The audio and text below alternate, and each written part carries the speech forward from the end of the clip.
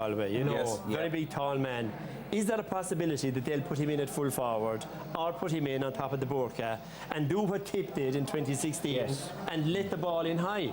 It gives them another option. I know your options, what you said are great, are great, but that gives them another option of putting Johnny Glenn there and changing that. And I was down, Jerry, in Waterford last week, and I know they were speculating as to whether Glynn would play, and they weren't necessarily looking forward to it. Yeah, and at the other side then, with McInerney, Ozzie Gleeson will be on him, and now he'll have a dilemma. Yes. Will he follow Gleeson, or will he stay? Because you know, the last day against Noel McGrath, the first 10 or 15 minutes, McGrath dragged him out to the side, and it was very open down the centre.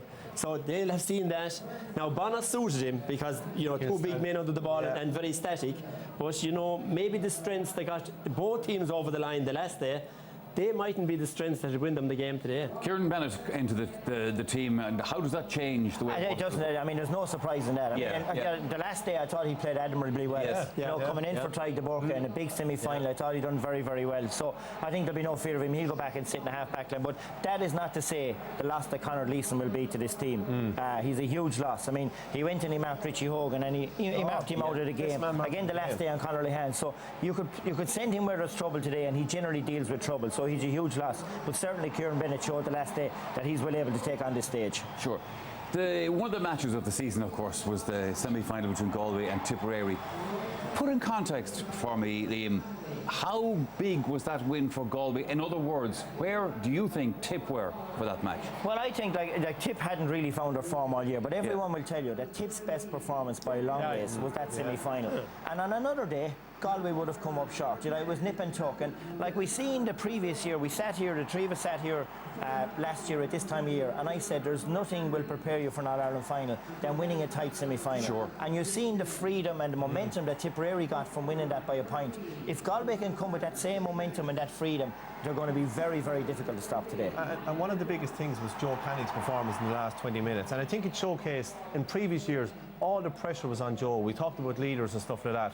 The pressure hasn't been on him as much this year, because if he's not playing well, other forwards are stepping up to the mark.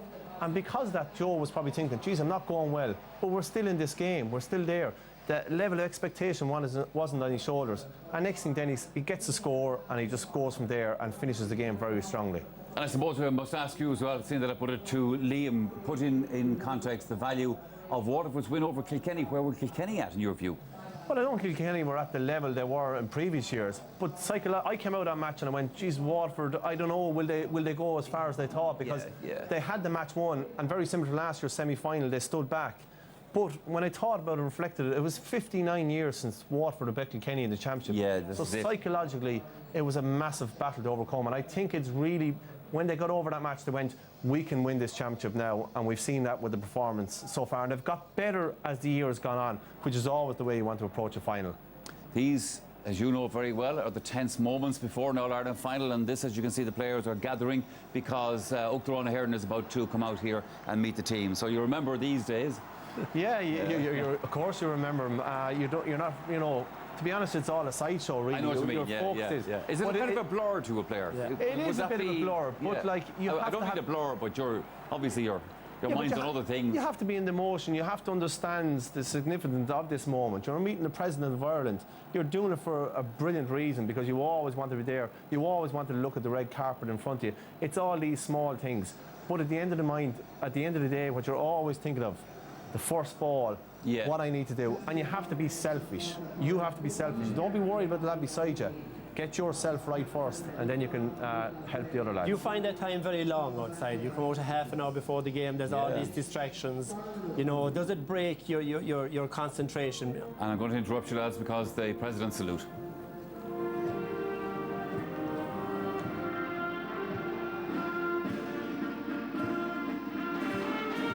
And served as a Minister for Arts, Culture and the Gaeltacht. The Galway captain is David Burke. He introduces his teammates here. Colm Callanan playing in his 36th match. Moving on to Adrian Toohey from Baha. Daithí Burke from Turlough is fullback. You see all the children in front of the players. They're the club jerseys, which is a lovely and novel idea by the GA. Hasn't been done before. At centre half back, of course, for Galway, it is Garrod McInerney, and beside him Aidan Hart from Gort, now shaking hands with the President. Midfield, Johnny Cohen from Loughrea.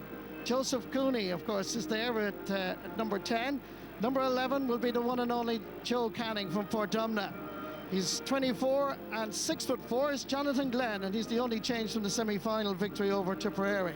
Kidvara's Conor Whelan is only 20 years of age, the baby of this Galway team.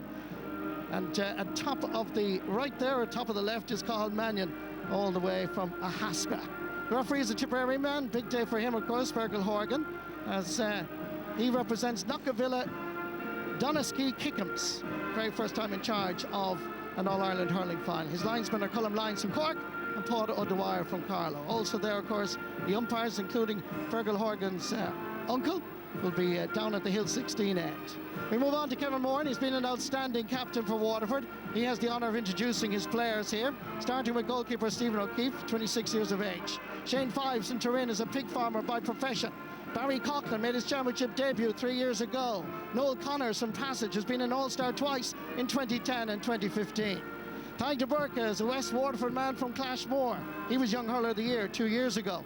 Austin Gleeson will wear number 6 but could play anywhere. He was Young and Senior Hurler of the Year. Philip Mann is a really good wing back, nephew of Shane and Billy O'Sullivan, who played for Waterford for years.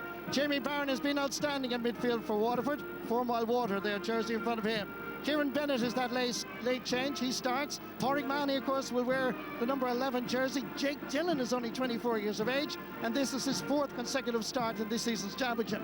Shane Bennett is the youngest of the Bennett brothers on the Waterford squad, and of course, there too is Michael Brick Walsh. And the last man to be introduced to the President of Ireland, Michael D. Higgins, is Dara Fives. It's part of the spectacle. Michael D. Higgins, President of Ireland, getting a warm, rapturous applause as the Liam McCarthy overshadows everything that's going to happen here. Who's going to bring that cup home? We'll find out in about 70 minutes or so. We will indeed, Marty, and as we were saying, obviously it's a big day for all of those players on the pitch. Liam Sheedy, it's a big day for the referee as well, and he's a tip man, Fergal Horgan. Yeah, he's a tip man. You know, I think Fergal, you know, it's his first final, so it's a big occasion for Fergal. You know, Fergal was an accomplished player himself. I think it's always good to see he was a goalie, Michael. So I mean, you generally have to be very steely when you play in the goals. So it's the same way ref in the final.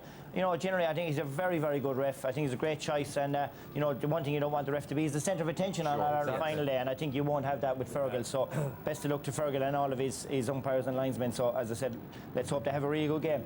Absolutely. Perfect conditions as well for this one, Henry. Yeah, and this is it. You know, most All-Ireland final mornings you wake up, it's gloomy, it's a bit well, it was outside. this morning, actually. It's amazing. It just opens up, and what I used to love as a player is that come 5 o'clock, the shadow will start to come across the stand, and it's really time who's going to make it. But I agree with when Kilkenny were playing most teams, the shadow came across the opposition usually. Around 4 o'clock. We hardly got to have fun. What you hope for as a player. 25 Lee mentioned Fergal won't make mistakes, the referee, but I think as a player, you just hope everyone goes out and expresses themselves, because this is a day that'll long live in the memory. I know it'll be hard for the losers, but it's a day to, you know, no one makes a mistake that causes that, and they go out and do the best they can do, and that's all you can ask for anyone. And this is the moment they'll always remember. 82,000 people, such a stadium, such an occasion. It's just wonderful. Ger, we've spoken so much about what it would mean to Galway and mean to Waterford to win this All-Ireland. I suppose you have to put into the equation as well what it would mean to lose it.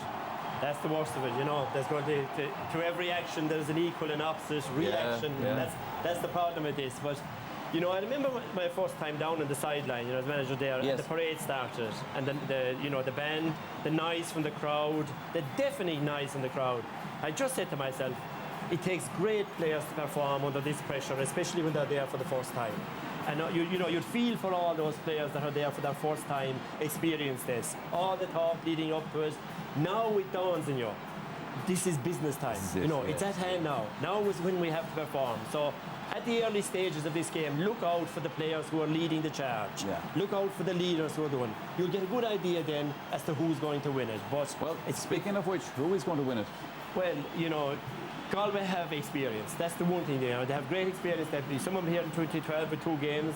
Most of them here 2 years ago, so they have that experience. I think actually Waterford have the better leaders if they do perform. That's the question. What made up my mind about who'll win this is I have in this century, we'll say from 2000, I have never seen a team win an All-Ireland without a really great full forward line. You know, the inside line has made the difference in the last 16, 17 years. Waterford don't have that. Galway have the potential to have that. So on that basis, Galway have the potential to have that. On that basis, I just go for Galway. But they must be ahead before Maurice Shanahan and Hurling Orion. Come on, yeah, Liam. Yeah, look, I just, by Galway, I've been hugely impressed by Galway this year. You know, ever since the league final, there's a defiance about Galway that I haven't seen in that jersey before. I think they've suffered, 11 of the starting team stood there in 2015, and lost the match. So I just think they'll have enough to get over the line. But they will be tested. If they are 1% off today, this Waterford team will come out on top. But I just think Galway are different in 2017. Galway to shade it for me.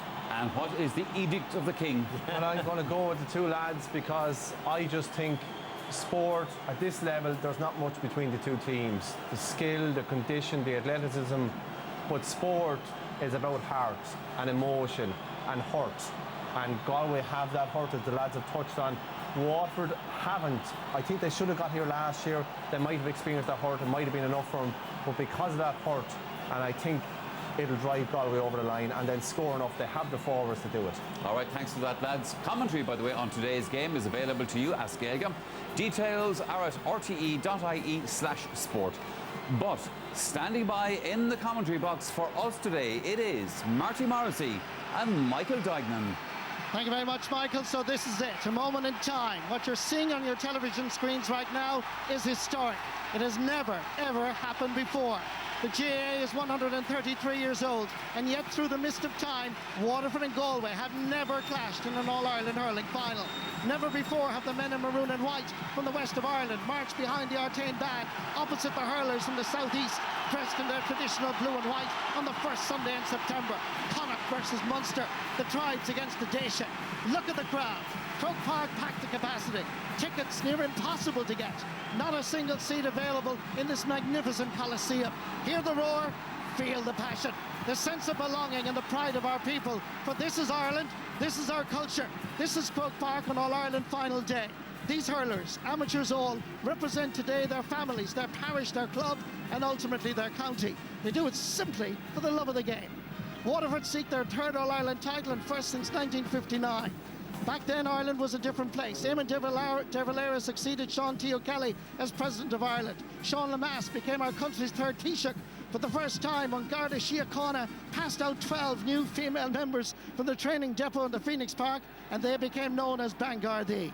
Meanwhile, in Listowel, County Kerry, John B. Keane's Sive was premiered in Walsh's Ballroom in 1959. And while all that was going on, Waterford hurlers were winning the All-Ireland with heroes like Ned Power. For Galway, the hunger for All-Ireland glory isn't as long, just short of 3 decades. Today, of course, we remember that team in 1988. We think of the late Tony Keady, centre-back extraordinaire, a man of quality, substance, character and charisma. And I'm sure he's with us today. We're thinking of you, Tony Keady. We pause on All-Ireland hurling final day for our national anthem.